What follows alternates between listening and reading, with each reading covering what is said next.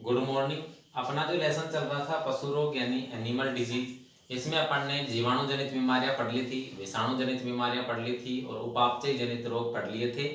Last अपना जो इसमें चैप्टर का जो टॉपिक आता है वो है दोस्तों परजीवी जनित रोग यानी कि पैरासाइट डिजीज। परजीवी से फैलने वाली बीमारी अपने सिलेबस में दो थी, पहली थी सर्रा और दूसरी थी टिक फीवर। दो अपनी लास्ट बीमारियां बच रही हैं, उसके बाद अपना लेसन कंप्लीट हो जाएगा। अब देखिए परजीवी जनित रोग। परजीवी दो प्रकार के होते हैं, मैंने बताया था परजीवी को दो भागों में बांटा गया है। एक होता है बाह्य परजीवी और दूसरा होता है आंतरिक परजीवी। एक होता है बाह्य परजीवी जिसे अपन एक्टो पैरासाइट कहते हैं, एक होता है आंतरिक परजीवी जिसे अपन एंडो पैरासाइट कहते हैं। एक होता है बाह्य परजीवी यानी कि एक्टो पैरासाइट और दूसरा होता है आंतरिक परजीवी यानी कि एंडो पैरासाइट। ठीक है दोस्तों, बाह्य परजीवी का मतलब होता है, जैसे उदाहरण देखें बाह्य परजीवी के तो जूं हो गया, किरनी हो गया, चिचड़ी हो गया। जैसे वे परजीवी जो पशु की बाह्य त्वचा के ऊपर रहकर अपना जीवन यापन करते हैं, वे परजीवी जो पशु की बाह्य त्वचा के ऊपर रहकर अपना जीवन यापन करते हैं, बाह्य परजीवी यानी कि एक्टोपैरासाइट कहलाते हैं। दूसरा है अपना आंतरिक परजीवी, ऐसे परजीवी जो पशु के शरीर के आंतरिक भागों में रहते हैं और अपना जीवन यापन करते हैं। ऐसे परजीवी जो शरीर के आंतरिक भागों में रहते हैं, जैसे आंत में रह सकते हैं, पेट में रह सकते हैं, आंतरिक भागों के अंदर रहकर अपना जीवन यापन करेंगे, आंतरिक परजीवी या एंडोपैरासाइट कहलाते हैं। ठीक है, दो प्रकार के अपने परजीवी हो गए, एक बाह्य परजीवी और दूसरा आंतरिक परजीवी। अब देखिए जो अपनी जो बीमारियां हैं दो सिलेबस में, वो है दोस्तों जो दोनों बीमारियां हैं वो है आंतरिक परजीवी की बीमारियां। दोनों बीमारियां कौन से परजीवी की हैं? आंतरिक परजीवी की बीमारियां हैं। आंतरिक परजीवी की बीमारी है, बाह्य परजीवी की अपने सिलेबस में बीमारी नहीं है।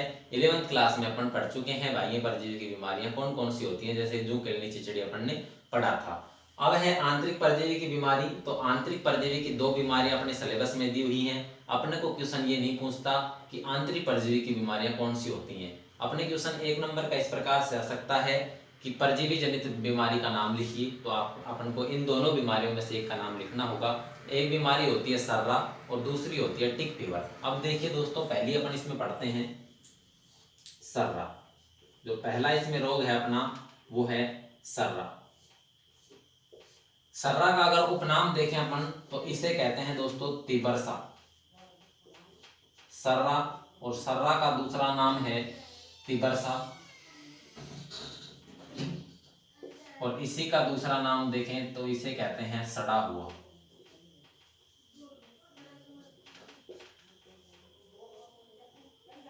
सर्रा के दो उपनाम हैं, तिबरसा और सड़ा हुआ। अब देखिए जो दो नाम हैं ये किस वजह से पड़े हैं। सर्रा है जो एक परजीवी जनित बीमारी है और मुख्य रूप से ये बीमारी ऊंट की होती है। मुख्य रूप से इस बीमारी को अगर अपन पढ़ते हैं तो ये बीमारी ऊंट की मुख्य बीमारी होती है। सभी पशुओं में हो सकती है, गाय, भैंस, भेड़, बकरी सभी में हो सकती है, लेकिन मुख्य रूप से पूछे तो ऊंट की बीमारी है। तो क्वेश्चन अपना पूछे अपन से कि ऊंट की मुख्य बीमारी का नाम लिखिए, तो अपनी जितने भी बीमारियां हैं उन सब में मात्र एक ही बीमारी है ऊंट की मुख्य जो परजीवी जनित बीमारी है, और वो है दोस्तों सर्रा। अब देखिए इसके दो उपनाम हैं, एक है तिबरसा और दूसरा है सड़ा हुआ। इसके दोनों उपनाम किस वजह से पड़े हैं या कोई ना कोई इसका कारण रहा है जिससे इसके उपनाम पड़े हैं। ठीक है, उपनाम चाहे आदमी हो चाहे पशु हो, उसका उपनाम जब भी पड़ता है जब उसका कोई अलग से लक्षण प्रदर्शित होता है, उसी के आधार पर उसके दूसरा नाम अपन निकालते हैं। जैसे कि अपना खुद का नाम भी अपन घर पे और दूसरा निकाल लेते हैं। ठीक है, तो तिबरसा नाम क्यों पड़ा है? ये जो बीमारी है वो प्रत्येक 3 वर्ष में, ये जो बीमारी है वो प्रत्येक 3 वर्ष में दोबारा से दोहराई जाती है। ये जो सर्रा या तिबरसा बीमारी है ये प्रत्येक 3 वर्ष में दोबारा से दोहराई जाती है, यानी कि प्रत्येक 3 वर्ष में पशु के शरीर में दोबारा से बीमारी आ जाती है। एक बार बीमारी आ गई उसका इलाज हो गया, तीसरे वर्ष दोबारा से वो बीमारी आएगी। इस बीमारी का ये मुख्य लक्षण होता है, इसलिए इसे तिबरसा रोग कहते हैं। तिबरसा का मतलब होता है प्रत्येक 3 वर्ष में दोबारा दोहराया जाने वाला रोग। प्रत्येक 3 वर्ष में कोई घटना दोबारा से दोहराई जा रही है, इसलिए इसे तिबरसा कहा गया है। ये जो रोग होता है वो पशुओं में प्रत्येक 3 वर्ष के बाद दोबारा से आ जाता है, इसलिए इसे तिबरसा कहते हैं। आगे जो इसका नाम है वो है सड़ा हुआ। सड़ा हुआ मतलब कि सड़ा हुआ इसलिए नाम पड़ा है क्योंकि ये बीमारी है जो सर्रा या तिबरसा जो बीमारी होती है, इस बीमारी के अंदर जो पशु के आंतरिक भाग हैं, पशु के जो आंतरिक भाग हैं, शरीर के जो आंतरिक भाग होते हैं यानी कि अंदर वाले भाग होते हैं, वो क्या तक हो जाते हैं, सड़ जाते हैं। अंदर वाले भाग सड़ जाएंगे यानी आंतरिक भाग जो पशु के होंगे वो सड़ने लग जाते हैं, या यूं कह दें कि अंदर से बदबू आने लग जाती है और अंदर का भाग गलने लग जाता है, इसलिए इसे सड़ा हुआ नाम भी दिया गया है। आंतरिक भाग क्यों गलेंगे या क्यों सड़ेंगे? देखिए, आंतरिक भाग इसलिए गलेंगे, ये जो बीमारी है सर्रा, ये परजीवी जनित है, लेकिन कौन सा परजीवी है? आंतरिक परजीवी यानी कि एंडोपैरासाइट है, शरीर के आंतरिक भागों में रहता है। ठीक है, तो शरीर के आंतरिक भागों में रहेगा, इसलिए इसे आंतरिक परजीवी कहते हैं। तो ये आंतरिक भागों में अपना संक्रमण फैलाएगा और वहां जब संक्रमण ये फैलाता है तो पशु का शरीर जो आंतरिक भाग है, शरीर के अंदर वाले भाग हैं, आंत में हो गया तो आंत मान लो, या पेट में हो गया तो पेट कह दो, तो आंतरिक भाग हैं जो सड़ने लग जाते हैं, इसलिए इस बीमारी का नाम सड़ा हुआ पड़ा है दोस्तों। ठीक है, 3 नाम हो गए, सर्रा, तिबरसा, सड़ा हुआ। मुख्य जो अपना नाम होता है वो नाम आता है अपना सर्रा, इसी के नाम से बीमारी ज्यादा फेमस है। ऊंट की मुख्य बीमारी है सर्रा, जो बीमारी है ऊंट की मुख्य बीमारी है, यह बीमारी परजीवी जनित बीमारी है। ठीक है, इसके बाद में इसके कारण पे चलते हैं अपन, कारण या कारक या फिर इटियोलॉजी।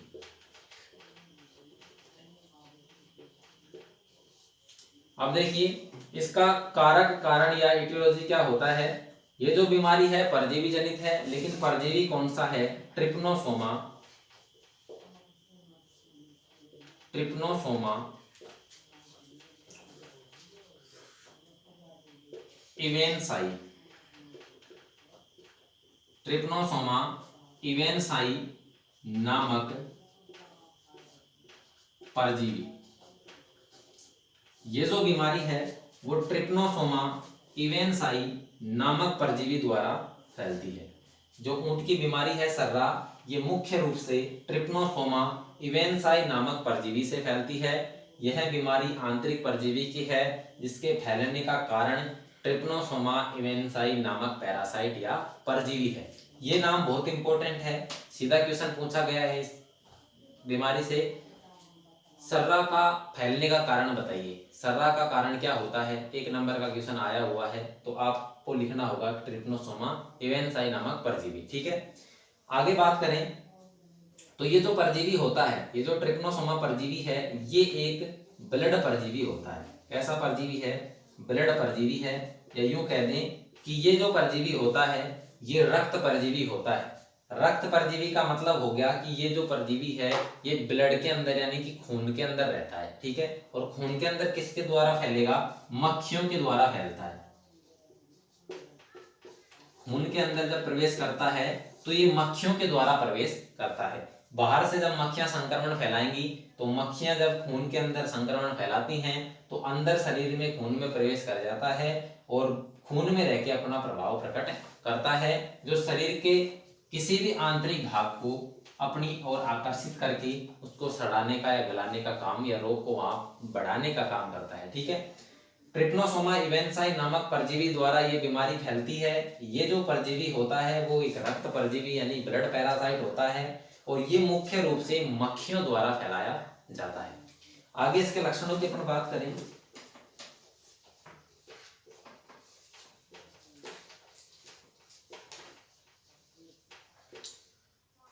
सिम्टम्स यानी कि इसके लक्षण अगर अपन देखते हैं तो लक्षण कौन कौन से प्रदर्शित होंगे। ये जो बीमारी है इस बीमारी के अंदर रुक रुक कर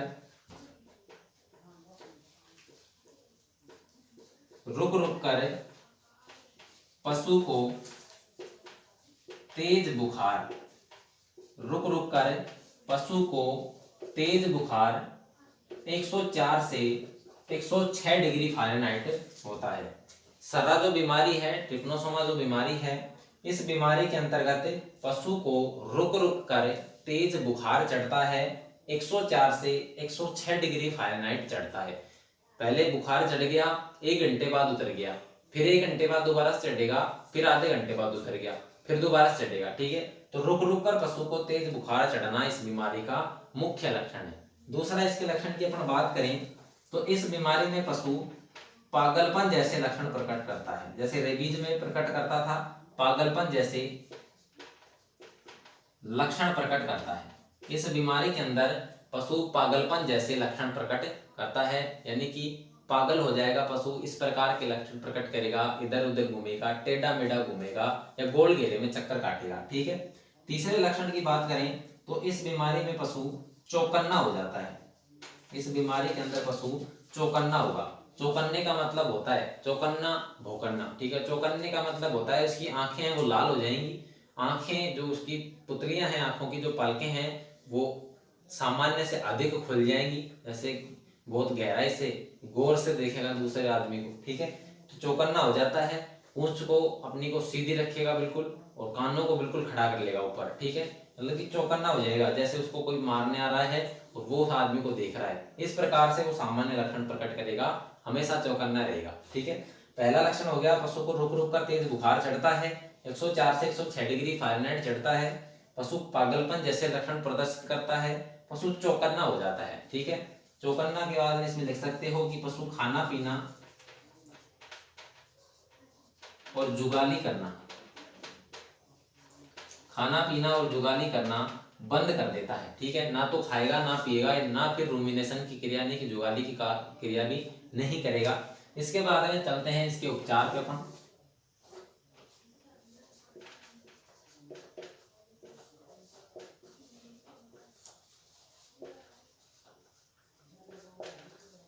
उपचार की देखो दोस्तों बात करते हैं तो जब अपन ने पहले बीमारियां पढ़ी थी उससे पहले अपन ने परिभाषाएं पढ़ी थी।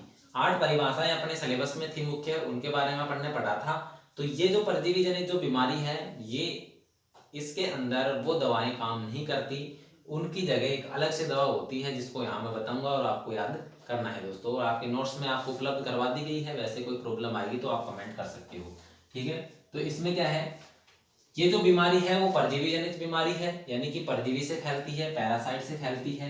तो इस बीमारी के अंदर जो पहला उपचार हो जाएगा, परजीवी नाशक दवा लगाते हैं। परजीवी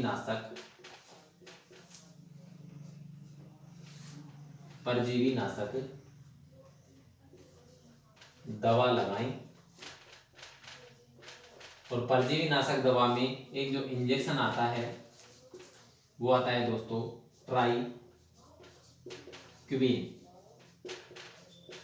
ट्राइक्विन के नाम से इंजेक्शन आता है, 10 से 15 ml इंट्रामस्कुलर। ठीक है। परजीवी नाशक दवा यानी कि एंटी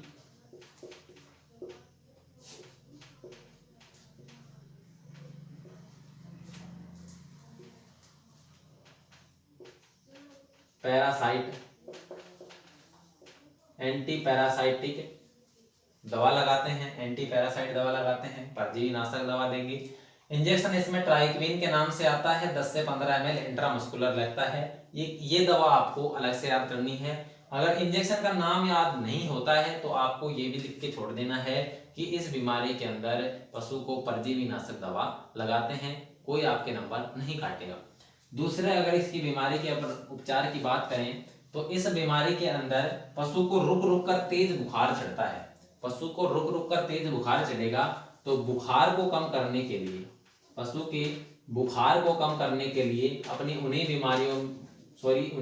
परिभाषाओं में से उठाओ, एंटी पायरेटिक या फिर ज्वरनाशी।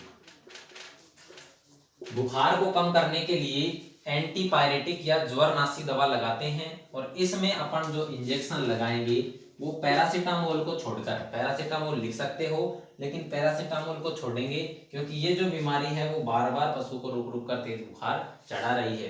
पैरासीटामोल बुखार को उतार देगा लेकिन दोबारा से फिर से चढ़ जाएगा, फिर दोबारा से लगाना पड़ेगा। इसलिए इसमें लॉन्ग एक्टिव अपन एंटीपायरेटिक लगाएंगे। उसमें एक इंजेक्शन आता है, वो आता है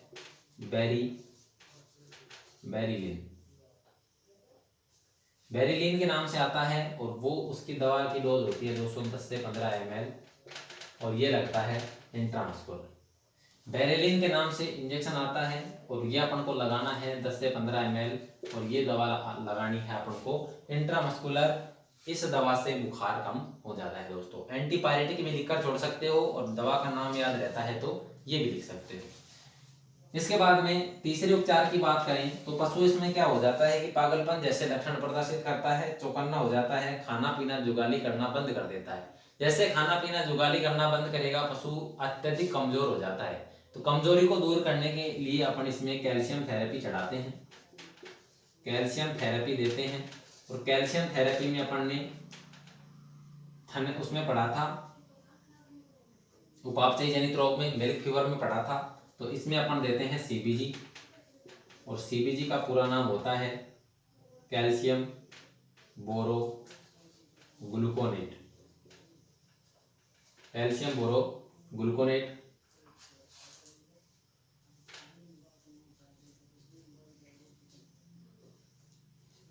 और ये चढ़ाते हैं 450 ml, और ये चढ़ाते हैं दोस्तों आई।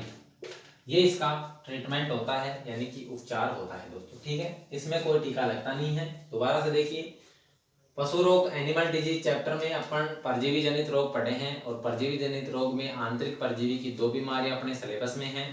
पहली बीमारी इसमें से पढ़ी है सर्रा, और सर्रा का उपनाम होता है तिपरसा या सड़ा हुआ। यह बीमारी प्रत्येक 3 वर्ष में दोबारा से दोहराई जाती है, इसलिए इसका नाम तिपरसा पड़ा है। और ये इस बीमारी के अंतर्गत आंतरिक भागों में सड़ाव उत्पन्न हो जाता है, या पशु के शरीर के आंतरिक भाग परजीवी के कारण सड़ने लग जाते हैं, इसलिए इसे सड़ा हुआ नाम दिया गया है। कारण की बात करें तो ये बीमारी ट्रिप्नोसोमा इवेंसाई नामक पैरासाइट से फैलती है। ये जो बीमारी है वो ट्रिप्नोसोमा इवेंसाई नामक परजीवी से फैलेगी, और ये एक परजीवी होता है जो ब्लड परजीवी है, यानी रक्त में रहता है। और इसका फैलाने का कारण की बात करें तो मक्खियां इसकी सबसे ज्यादा फैलाने का काम करती हैं। लक्षण की बात करें तो पशु को रुक रुक कर तेज बुखार चढ़ता है, 104 से 106 डिग्री फ़ारेनहाइट चढ़ता है। पशु पागलपन जैसे लक्षण प्रकट करता है, पशु चौकन्ना हो जाता है, खाना पीना जुगाली करना बंद कर देता है। उपचार पे चलें तो परजीवी जनित बीमारी है तो परजीवी नाशक दवा देंगे, और परजीवी नाशक दवा में ट्राइपिन 10 से 15 ml। बुखार चढ़ रहा है, रुक रुक कर तेज बुखार चढ़ता है तो बुखार को कम करने के लिए ज्वरनाशी या एंटीपायरेटिक देंगे, जिसमें अपन ने बेरेलिन पढ़ा है 10 से 15 ml इंट्रामस्कुलर। पशु अत्यधिक कमजोर हो जाता है इस बीमारी में तो कैल्शियम थेरेपी चढ़ाते हैं, सीबीजी कैल्शियम बोरो ग्लूकोनेट 450 ml इंट्रावेन देते हैं, क्योंकि दवा की मात्रा 100 ml से ज्यादा हो गई है। ठीक है दोस्तों, ये तुम्हारी हो गई परजीवी जनित बीमारियां। फर्स्ट बीमारी सर्रा, इसके बाद में लास्ट बीमारी अपन पढ़ेंगे टिक फीवर। आप इसका स्क्रीनशॉट ले सकते हैं।